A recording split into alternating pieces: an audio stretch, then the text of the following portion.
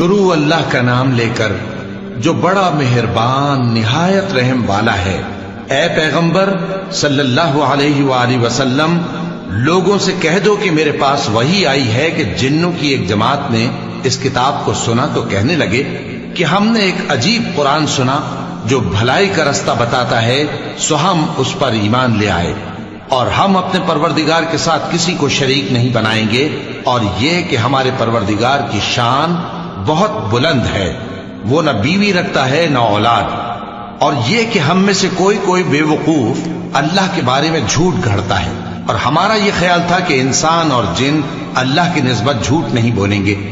اور یہ کہ بعض بنی آدم بعض جنات کی پناہ لیا کرتے تھے تو اس سے ان کی سرکشی اور بڑھ گئی تھی، اور یہ کہ ان کا بھی یہی اعتقاد تھا جس طرح تمہارا تھا کہ اللہ کسی کو نہیں زندہ کرے گا، اور یہ کہ ہم نے آسمان کو ٹٹولا تو اس کو مضبوط چوکیداروں اور انگاروں سے بھرا ہوا پایا، اور یہ کہ پہلے ہم وہاں بہت سے مقامات پر فرشتوں کی باتیں سننے کے لیے بیٹھا کرتے تھے، اب کوئی سننا چاہے تو اپنے لیے انگارہ تیار پاتا ہے، اور یہ کہ ہمیں معلوم نہیں کہ اس سے اہل زمین کے ساتھ برائی مقصود ہے یا ان کے پروردگار نے ان کی بھلائی کا ارادہ فرمایا ہے، اور یہ کہ ہم میں بعض نیک ہیں اور بعض دوسری طرح کے،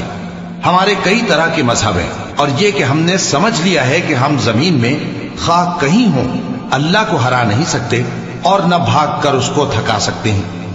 اور جب ہم نے ہدایت کی کتاب سنی اس پر ایمان لے آئے، سو جو شخص اپنے پروردگار پر ایمان لاتا ہے تو اس کو نہ نقصان کا خوف ہے نہ کسی طرح کے ظلم کا، اور یہ کہ ہم میں بعض فرما بردار ہیں اور بعض نافرمان ہیں، تو جو فرما بردار ہوئے وہ سیدھے رستے پر چلے، اور جو نافرمان ہوئے وہ دوزخ کا ایندھن بنے۔ اور اے پیغمبر صلی اللہ علیہ وآلہ وسلم، یہ بھی ان سے کہہ دو کہ اگر یہ لوگ سیدھے رستے پر رہتے تو ہم ان کے پینے کو بہت سا پانی دیتے تاکہ اس سے ان کی آزمائش کریں، اور جو شخص اپنے پروردگار کی یاد سے منہ پھیرے گا وہ اس کو سخت عذاب میں داخل کرے گا، اور یہ کہ مسجدیں خاص اللہ کی ہیں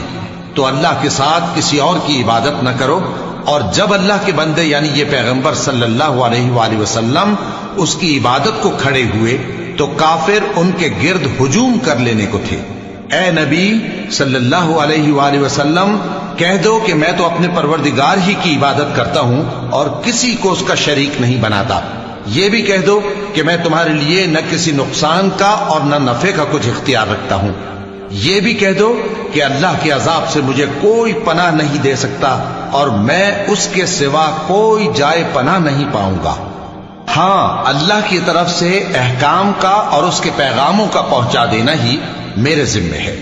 اور جو شخص اللہ اور اس کے پیغمبر کی نافرمانی کرے گا تو ایسوں کے لیے جہنم کی آگ ہے، وہ ہمیشہ ہمیشہ اس میں رہیں گے، یہاں تک کہ جب یہ لوگ وہ دن دیکھ لیں گے جس کا ان سے وعدہ کیا جاتا ہے، تب ان کو معلوم ہو جائے گا کہ مددگار کس کے کمزور ہیں اور شمار کن کا تھوڑا ہے۔ کہہ دو کہ جس دن کا تم سے وعدہ کیا جاتا ہے میں نہیں جانتا کہ وہ عنقریب آنے والا ہے یا میرے پروردگار نے اس کی مدت دراز کر دی ہے، وہی غیب کا جاننے والا ہے، سو کسی پر اپنے غیب کو ظاہر نہیں کرتا، ہاں جس پیغمبر کو پسند فرمائے اور اس کو غیب کی باتیں بتا دے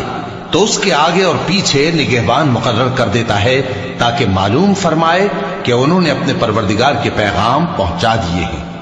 اور یوں تو اس نے ان کی سب چیزوں کا ہر طرف سے احاطہ کر رکھا ہے اور ایک ایک چیز گن رکھی ہے۔